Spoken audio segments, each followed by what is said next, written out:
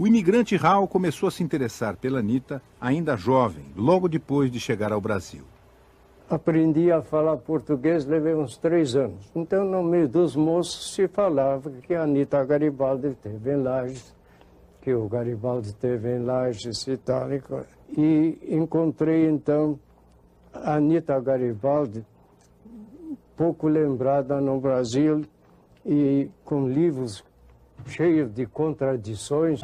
O resultado de 40 anos de pesquisas, conversas, viagens e doações, Raul transformou num verdadeiro museu na casa onde morava com a mulher. Essa paixão deixou marcas profundas na vida de Raul e fez dele o maior conhecedor da história de Anita Garibaldi. Ele reuniu mais de 1000 livros, quadros e tudo que está relacionado à vida de Anita.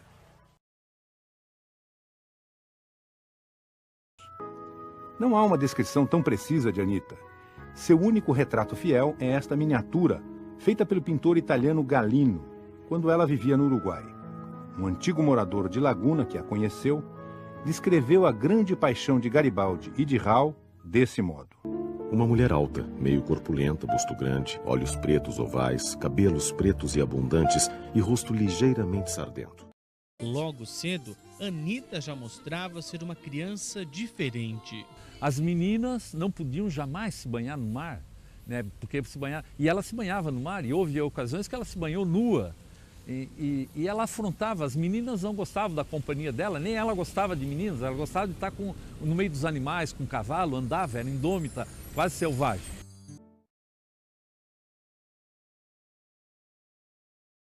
E numa das viagens encontrou um compatriota que falou sobre um movimento que pretendia unificar a Itália e transformá-la numa república. E para fazer parte dela, Garibaldi se alistou na Real Marinha Piemontesa, onde sua ficha era a seguinte: Giuseppe Maria Garibaldi, marinheiro de 3ª classe, nascido, Nice, 4 de julho de 1807, altura 1,66 m, cor boa, cabelos louros.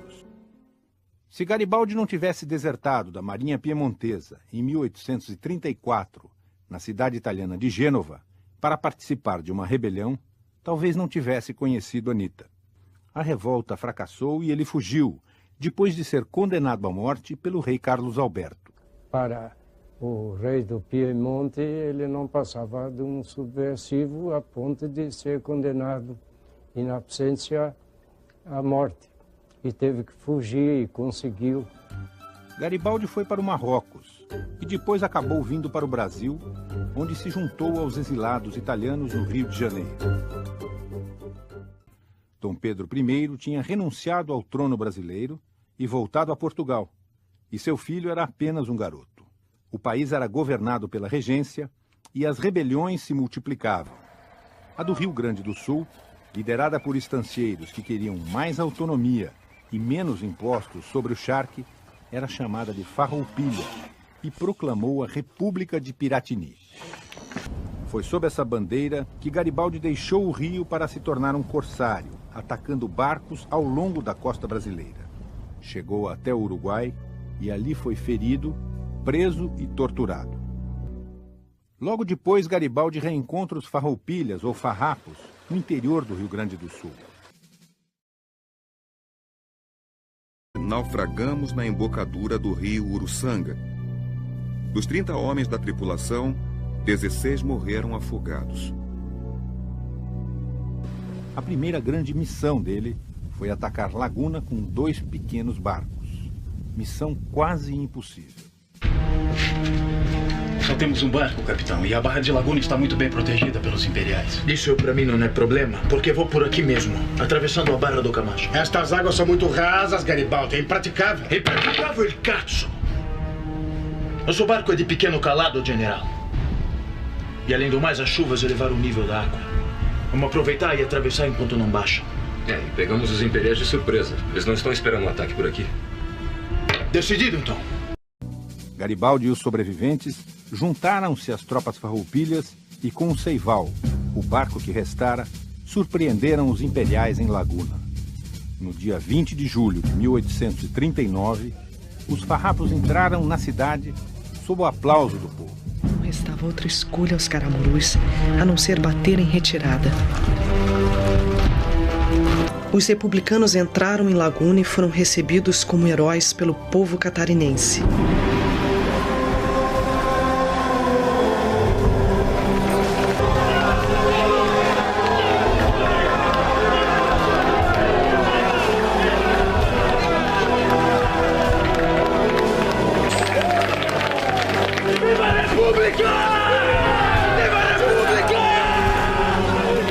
Graças às ousadas manobras de Garibaldi, Laguna se libertara do jugo imperial.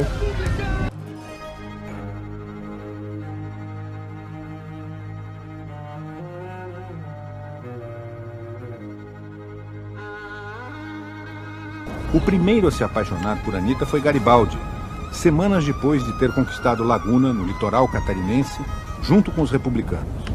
Ele ainda estava abalado pela morte de seus companheiros num naufrágio e sentia muita solidão.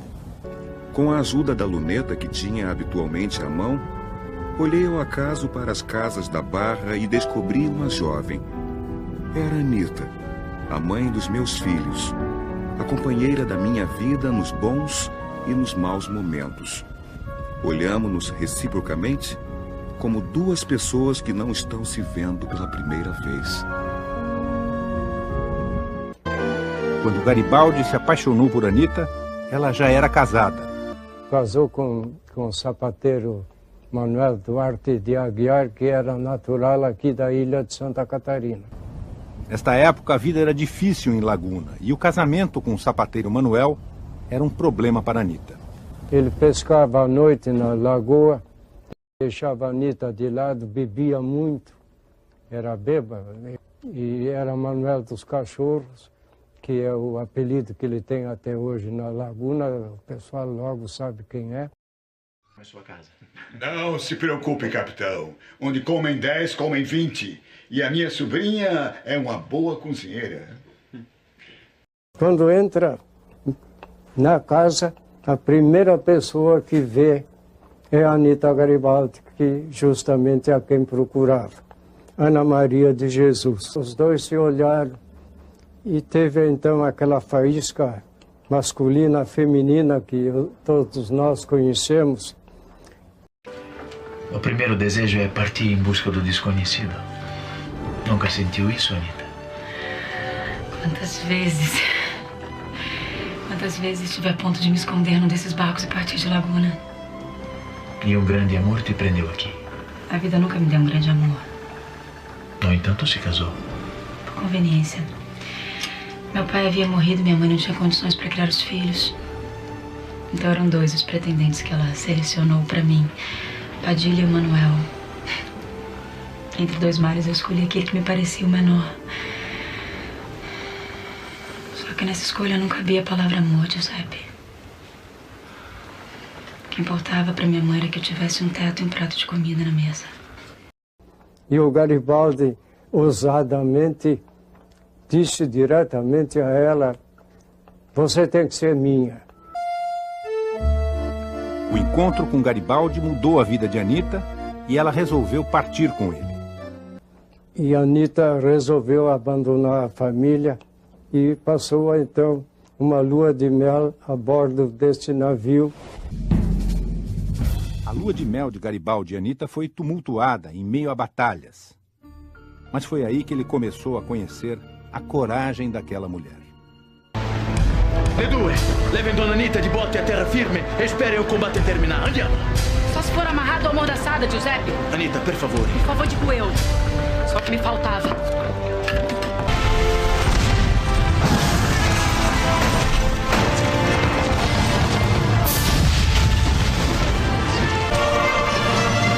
Durante 3 horas de combate na Baía de Imbituba, sob o fogo da bem equipada Armada Imperial, Anita combateu com bravura, engenho e destemor.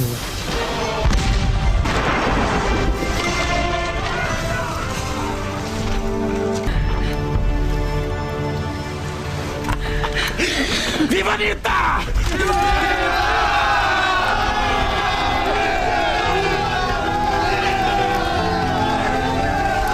Tu é a mulher da minha vida.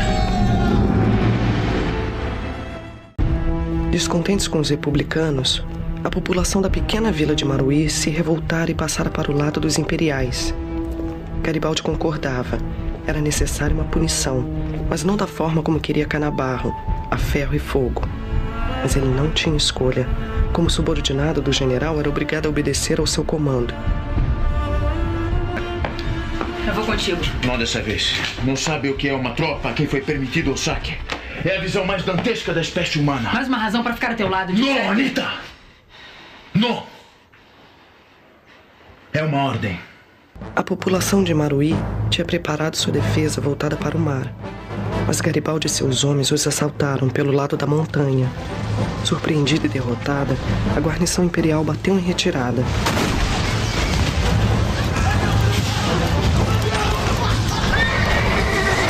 Para o governo brasileiro, reprimir as rebeliões era questão de vida e morte. E para expulsar os farrapos de Santa Catarina, onde eles já tinham proclamado a República Juliana, uma grande frota imperial entrou em ação no dia 15 de novembro de 1839. O que estão esperando? Vamos, ragazzi. Limpe as armas, prepare as munições. Vamos desmoralizar mais uma vez o grande general Mariá. Al lavoro, andiamo, andiamo.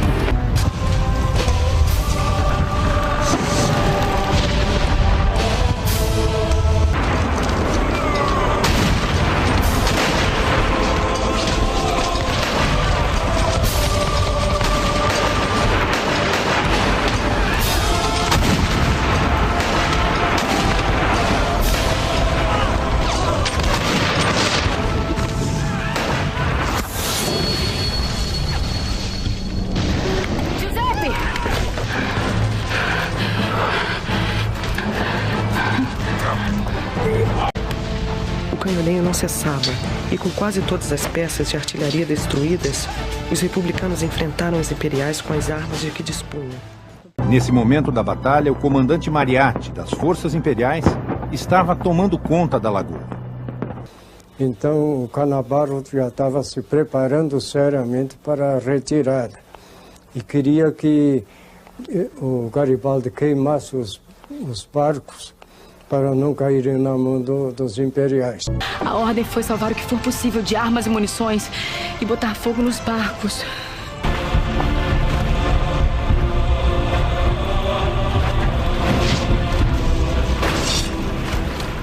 Anita fez mais de 20 viagens, cruzando sob o fogo inimigo, dentro de uma pequena barca, imune ao medo, às balas e à morte. Garibaldi jamais encontrou tanta coragem como a daquela mulher de aparência tão frágil.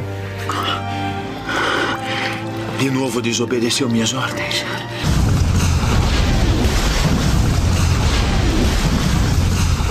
À frente dos homens que restaram, Garibaldi avançava a cavalo, orgulhoso dos vivos e dos mortos. Não importava que só possuísse aquilo que carregava com ele, ou se servia uma pobre república que não podia recompensar a sua bravura. A seu lado estava seu tesouro, Anita, tão ardentemente apaixonada quanto ele pela causa dos povos. Mais uma vez eles partiam para a guerra com a alegria de quem ia para uma festa. Eram apenas 100 soldados republicanos contra um número muito maior de imperiais. Mas como faremos isso, capitão? Isso podemos dar um jeito, não é, Anita? Confie em mim e aguarde um sinal. Está bem. Enquanto a cavalaria distraía a atenção dos republicanos, Garibaldi e Anita se aproximaram sorrateiramente da porteira.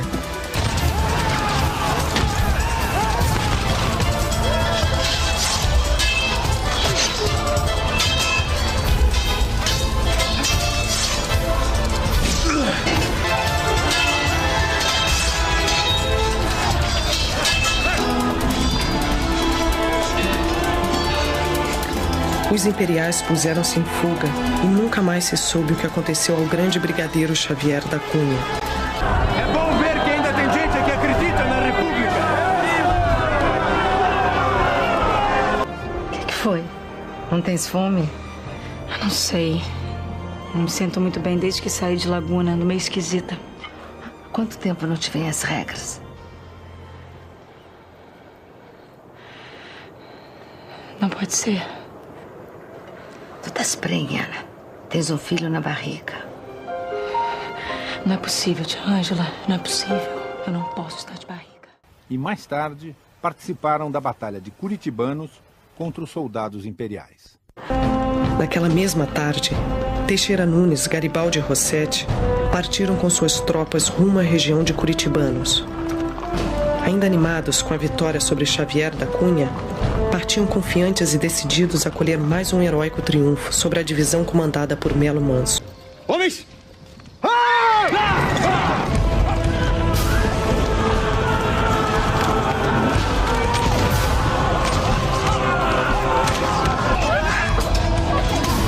Anita, de repente, se viu cercada pelos soldados imperiais que se aproximavam.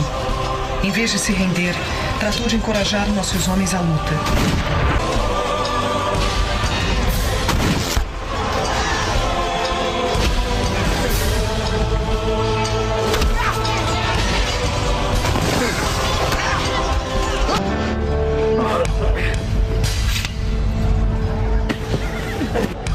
Anita!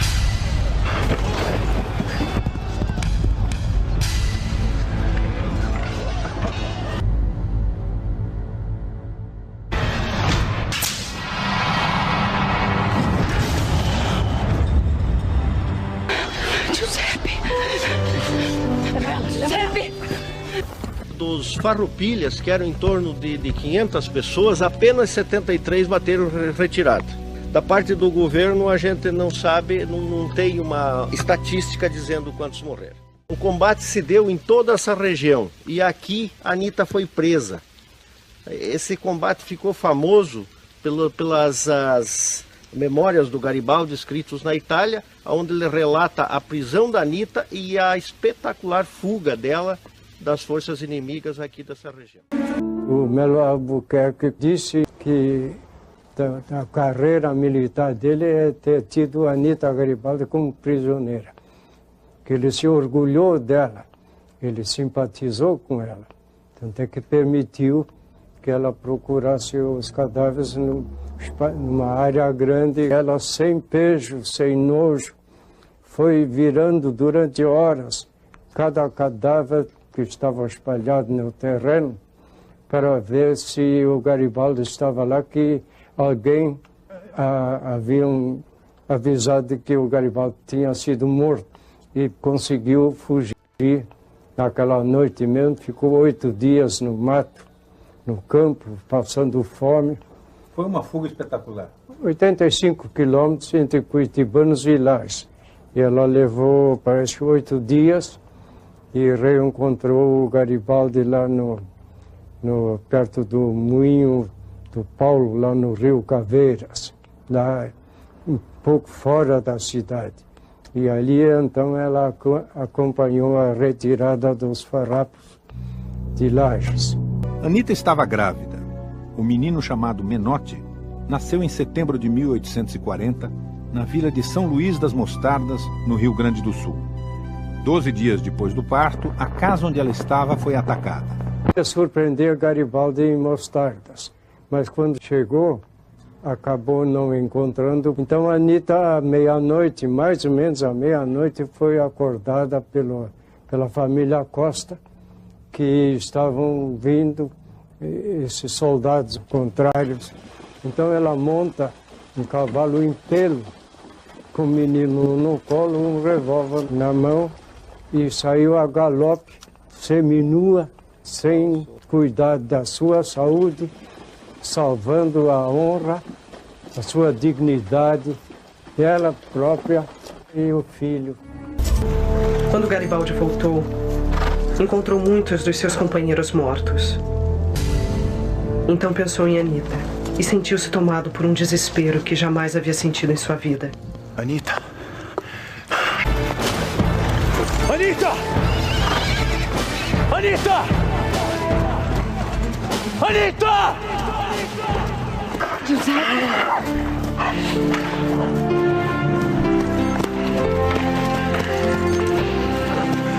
Grazie a Dio! Grazie a Dio, tive tanto medo. A retirada durante o inverno pelas escarpas da montanha foi a mais incômoda e terrível que eu tinha visto. Eu portava a nossa pobre criança, com menos de 3 meses, suspensa por um lenço ao meu colo, de um modo que eu podia aquecê-la com a minha respiração. Não poderia haver pior época do ano para aquela retirada. O minuano soprava o tempo todo, dilacerando a carne dos viajantes com seu frio cortante. As chuvas eram incessantes e o volume dos rios havia crescido. Em alguns pontos, a travessia se revelava quase impossível. Mas nenhuma dessas dificuldades se comparava ao espectro da fome.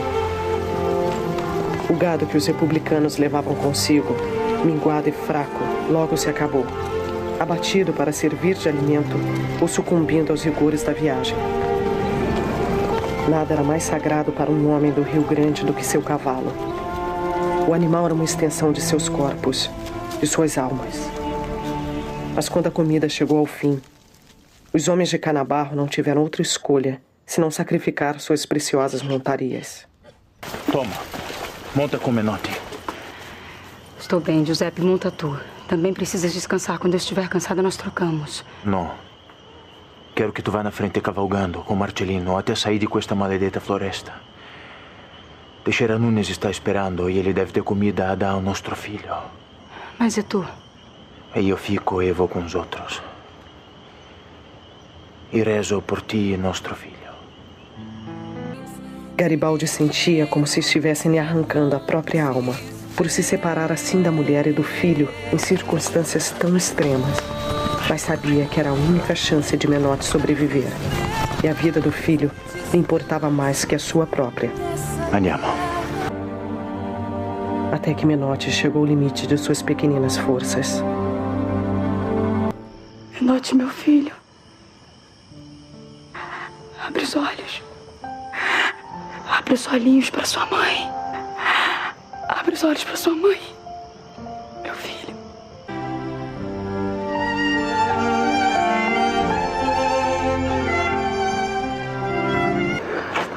Calma, vem comigo. Ele precisa de ar. De calor.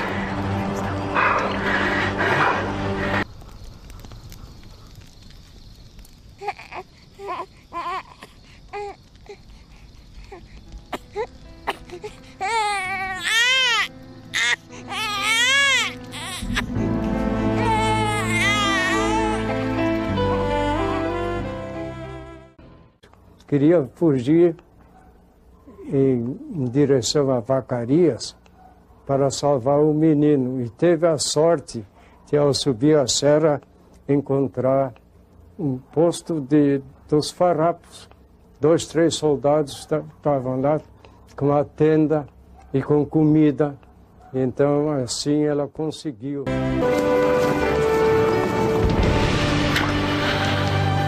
Grazie a Dio. Grazie a Dio.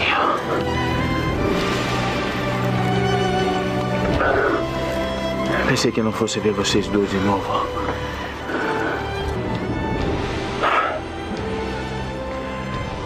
Adesso basta. Basta. Non posso mais arriscar a tua vita e a vita do nosso filho. Nós vamos embora daqui.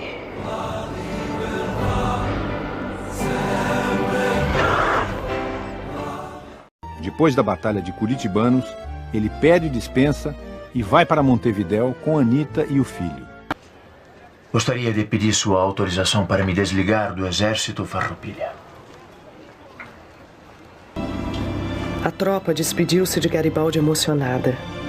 Tinham combatido juntos, sofrido juntos, passado fome juntos. Ele e Anita eram amados e respeitados por todos os escalões. Uma grande fraternidade, nascida da luta e das vicissitudes, agora os unia fortemente àqueles homens.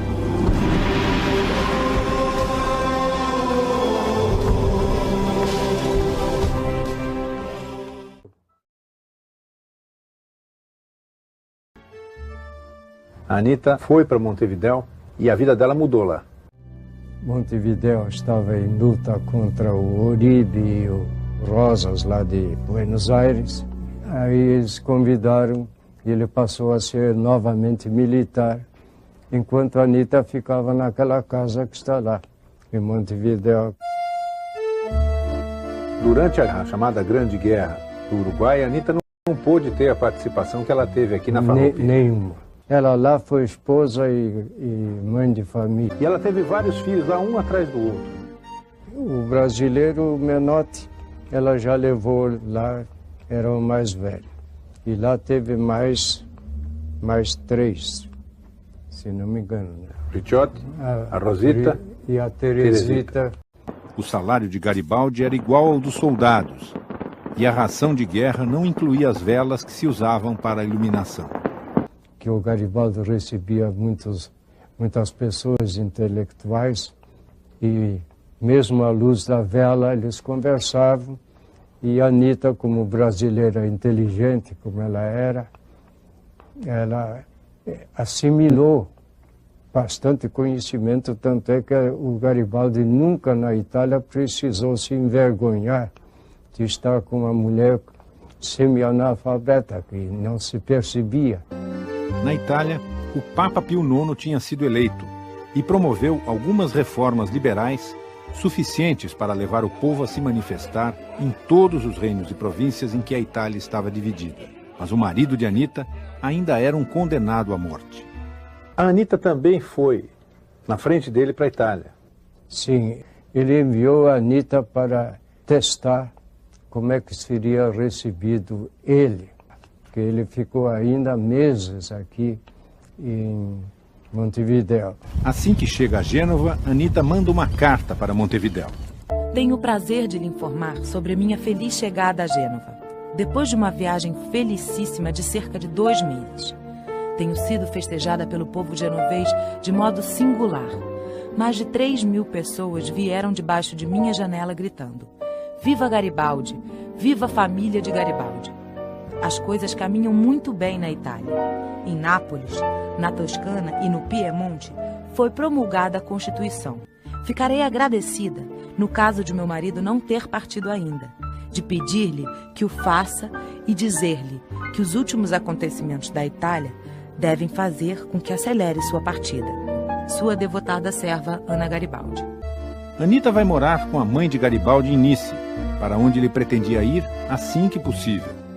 E 3 meses depois, os jornais anunciam a chegada de Giuseppe Garibaldi a Nice, a bordo do barco Esperança.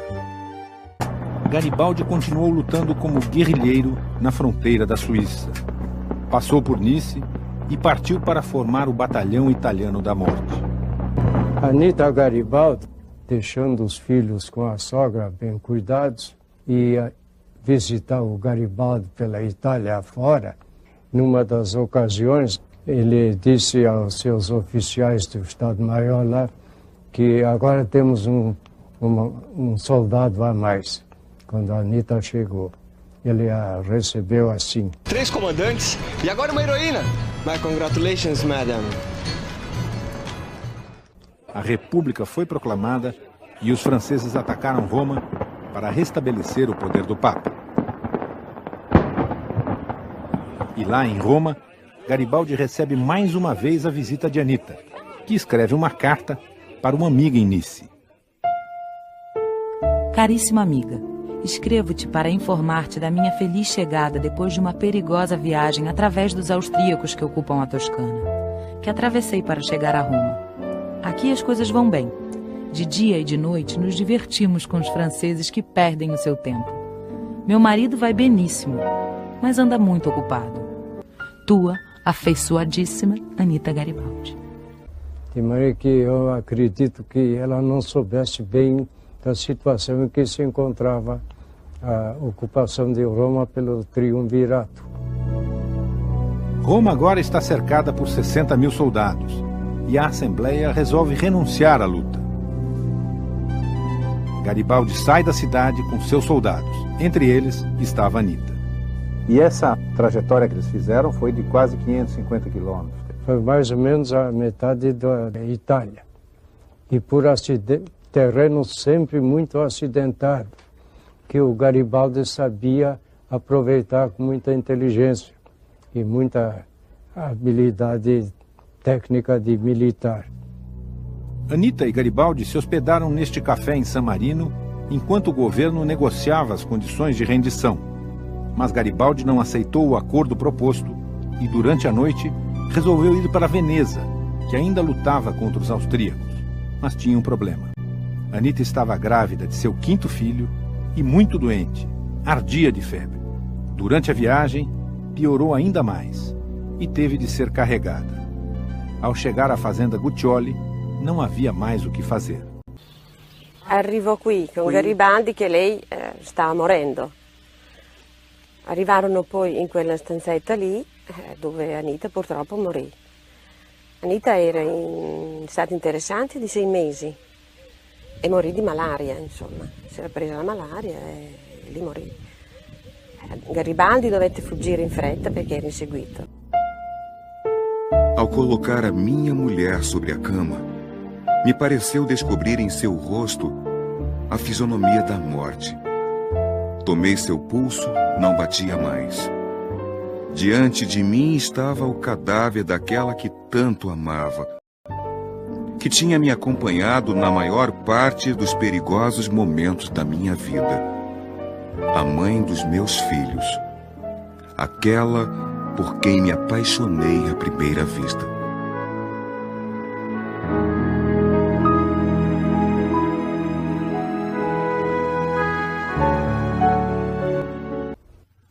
Durante 6 dias, o corpo de Anita ficou numa cova rasa. Os que enterraram a Anita amarraram a corda no pescoço e puxaram o cadáver pela corda, deixando marcado o pescoço.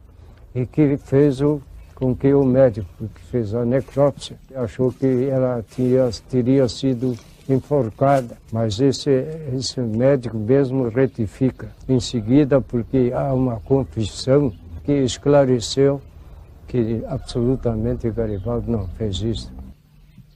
E tudo continua lá como era naquela época. Com todo o respeito. O piso desgastado de tantos visitantes, o gradil de ferro da escadaria é mantida. 10 anos depois, recebido como herói, Garibaldi voltou à fazenda Guccioli. Na igreja mais próxima, onde Anita fora enterrada pela 2ª vez, o padre Isidoro Giuliani guarda com cuidado documentos da época. Foi ali que Garibaldi rezou diante do caixão de sua amada e determinou que os restos de Anita fossem levados para Nice, sua terra natal. No cemitério da igrejinha, uma lápide de mármore indica o lugar onde os restos dela ficaram por uma década. Eu achei que ela era uma mulher predestinada a um outro meio em que ela mais do que vivia, nascia. Ela já tinha tendências para liberdade da mulher em relação ao homem, não ser tão subordinada.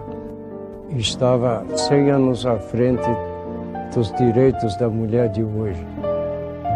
Ela tinha uma compreensão indescritível de saber que o Garibaldi era destinado a ir até onde foi, até ser unificador da Itália, como se tornou. Ela foi heroína porque, para igualar-se ao marido, ela estava disposta a dar a sua própria vida pelo homem que amava.